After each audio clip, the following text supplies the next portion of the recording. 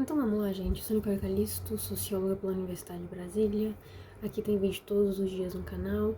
Então já se inscreve, já dá seu like caso você goste de assuntos relacionados à sociologias, artigos científicos, estudos científicos atualizados. Eu sempre trago aqui, entre outros conhecimentos. Então já segue o canal se você gosta de estar sempre atualizado. Então vamos lá, gente. Hoje a gente vai falar desse artigo aqui, que basicamente a gente pode começar a nossa conversa se questionando por que às vezes as tentativas que a gente tem de incluir as pessoas acabam gerando reações inesperadas na sociedade. Como assim, Nicole? Exatamente o que a gente vai falar nesse artigo, que está acontecendo no ensino superior americano com estudantes de origem latina. Esse artigo que eu vou trazer hoje é da revista científica Sociology of Education, ou seja, é da área da sociologia da educação, e os pesquisadores, eles acompanharam meticulosamente matrículas de 469 universidades públicas dos Estados Unidos ao longo de 30 anos, entre 1990 e 2019. E eles descobriram que quando uma faculdade cruza a marca de 25% dos alunos latinos matriculados e ganha o selo oficial do governo de Hispanic Serving Institution, as chamadas HSIS, né? Os estudantes brancos e suas famílias começam simplesmente a se afastar em massa daquela instituição. Ou seja, quando eles conseguem mais alunos latinos nas instituições de faculdades públicas, os estudantes brancos e suas famílias, provavelmente que não têm origem latina, né, começam a ser afastadas das universidades, daquela instituição que, por exemplo, pode estar com o selo oficial dos latinos matriculados, né?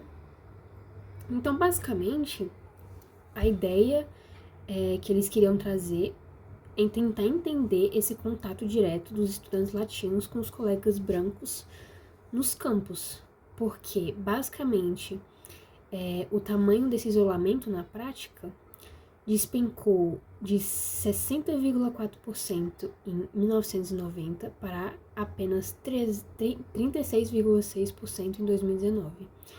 Então, existe um afastamento de pessoas de origens diferentes, em vez de conectá-los dentro do ambiente acadêmico. E a gente não está falando de achismo e nem impressão superficial. Os cientistas, então, eles precisaram de uma base matemática, a prova de falhas, para garantir que essa queda na presença de alunos brancos não era apenas uma mudança natural na população das cidades ou dos estados ao longo das décadas. Então, eles montaram um cálculo estatístico, né, um método estatístico, usando um modelo avançado chamado de diferença e indiferenças, para evitar qualquer distorção, né, nos resultados. E a equipe ela trabalhou para trazer uma amostra rigorosamente equilibrada dos dados ao longo do tempo, né? E eles compararam as universidades que mudaram de status com grupos de controle super precisos, levando em conta a idade dos jovens e a demografia real de cada município e o estado onde as faculdades estavam localizadas. E depois de rodar todo esse teste rigoroso, basicamente eles chegaram ao veredito que após a universidade se transformar oficialmente em uma HSI, a presença de estudantes brancos no primeiro ano cai entre 6% e 16%. E os números são extremamente robustos, eles provam justamente esse comportamento real de afastamento acontecendo ali nas universidades americanas. E aí, quando a gente se depara com esses dados, né, a gente também pode se questionar, será que a própria faculdade ela não mudou as regras, se ela começou a rejeitar alunos, tentar responder, né, essas questões de outra forma, né? Mas os pesquisadores, eles também foram olhar esses dados das candidaturas e das admissões em dois estados que conectaram muitas dessas instituições, foram o Texas e a Califórnia. E o que eles descobriram, basicamente? Que, olhando os registros, eles viram que o número de estudantes brancos que enviam o currículo tentando entrar na faculdade cai de 12% logo após a mudança no selo da instituição para HSI. Então, só que, ao mesmo tempo, a taxa de aprovação desses alunos brancos, que é controlada pela própria universidade, continua exatamente a mesma, sem nenhuma alteração. Então, o que a gente consegue entender? Então, a instituição ela não fechou as portas, ela não mudou os critérios, ela não tentou excluir ninguém. São os próprios estudantes e suas famílias que estão escolhendo voluntariamente não enviar a inscrição para aquela faculdade. E é uma decisão de exclusão que acontece dentro de casa, muito antes do processo seletivo da universidade sequer começar, né? Então, é algo que começa antes e não no processo seletivo. Então, para a gente entender com maior profundidade o estudo, ele adaptou o modelo de escolha universitária muito famoso na sociologia, originalmente criado pela pesquisadora Laura Perna. E esse modelo ele funciona em 4 camadas, que influencia a decisão humana. Então, vamos entender um pouco como que funciona a primeira camada. Temos o ambiente familiar e os costumes internos de cada grupo. Então, na primeira camada, a gente já consegue entender que muitas famílias brancas buscam universidades onde a maioria das pessoas sejam parecidas com elas, por uma questão de conforto social e manutenção de status. E isso é um problema histórico, né? A branquitude, ela é vista como não é vista como um padrão neutro, né? Ela tem essa questão de prestígio, e quando a diversidade aumenta, ativa uma percepção preconceituosa de que a qualidade da faculdade caiu. Então, mesmo que os rankings oficiais elas provem o contrário, o estudo cita um exemplo real da Universidade Sonoma State, na Califórnia, que virou HSI em 2017 e viu sua posição nos rankings tradicionais até melhorar nos anos seguintes, provando que a qualidade ela continuava excelente, né? Mas não era o que acontecia na questão, como a gente viu, como que as pessoas encaram a faculdade que virou HSI. Então, não tem a ver com a qualidade. Então, na segunda camada, vem o peso da escola dos amigos. Se os colegas do ensino médio começam a evitar determinada faculdade, cria-se uma espécie de regra, né, quase que invisível no grupo, influenciando os jovens a irem para outra universidade. E a terceira camada é o contexto do próprio ensino superior e a facilidade de mobilidade. Então, as famílias com mais recursos financeiros, ela têm maior inclinação para enviar os filhos para estudar em estados distantes, longe das universidades locais, que estão mudando de perfil demográfico. E sendo a quarta camada o contexto macroeconômico e político, que quando a população de origens diversas atinge esse teto de 25%, gera-se um receio inconsciente de competição por espaço e recursos sociais. O que acontece é que acaba acionando vieses que empurram esses alunos para instituições menos plurais. Então, a grande questão desse artigo é que ele mostra que essa percepção muda completamente de forma como a marca da instituição é vista pela sociedade.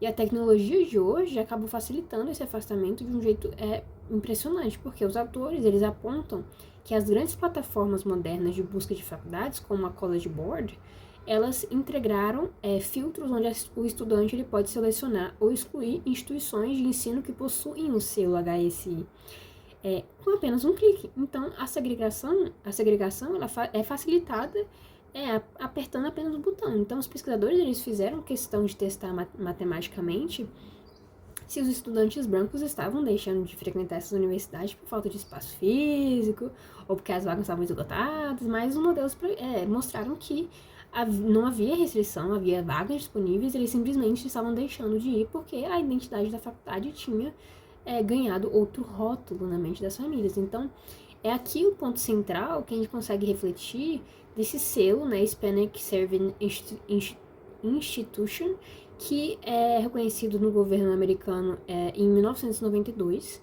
com uma intenção nobre de direcionar verbas federais e criar estruturas de apoio para estudantes conseguirem progredir é uma política pública feita para justamente amparar. Mas existe esse grande paradoxo, que quando a marca da faculdade está relacionada com esse selo, a legislação ativa, né, um preconceito estrutural na sociedade, que gera esse efeito colateral de afastar, né, os outros grupos que não se consideram pertencentes a esse rótulo, né? E aí acaba acontecendo uma separação, né? Então, e o estudo, ele também faz uma diferenciação muito importante entre as HSIs e as universidades historicamente negras, que são os chamados HBCUS, enquanto as faculdades negras já nasceram no passado com essa missão explícita de acolher a luta contra a exclusão. A imensa maioria das HSIs era composta por instituições que mudaram apenas por conta das alterações demográficas da região onde ficavam.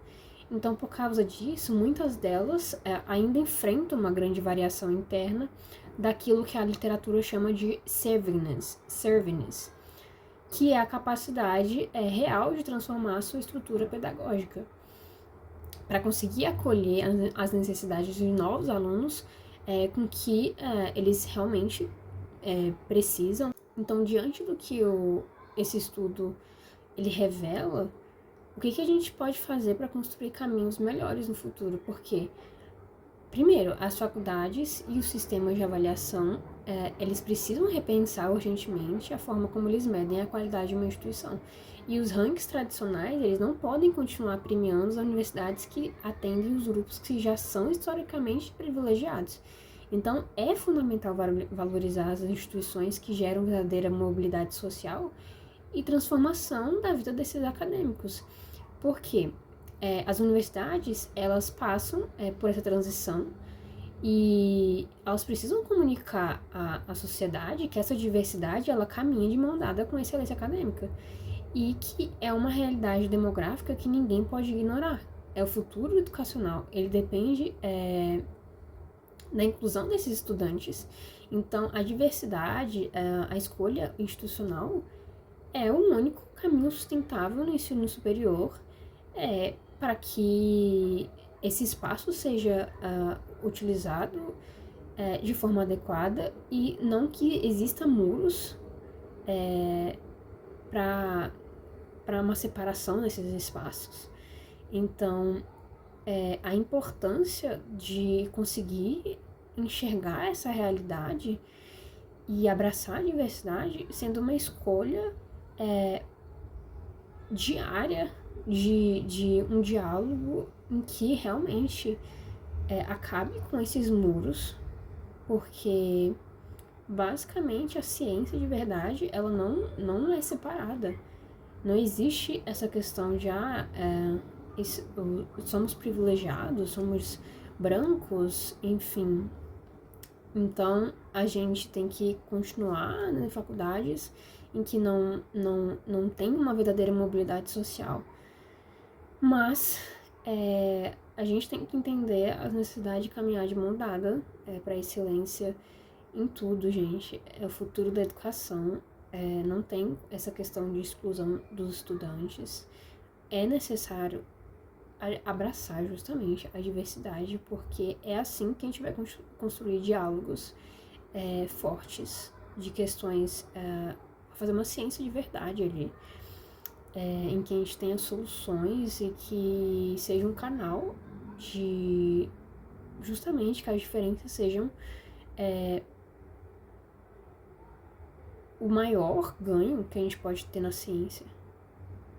E não existe isso de um ser melhor que o outro, né? Ali na ciência a gente está fazendo para que hajam descobertas em prol do povo. Então, a questão dessa estrutura pedagógica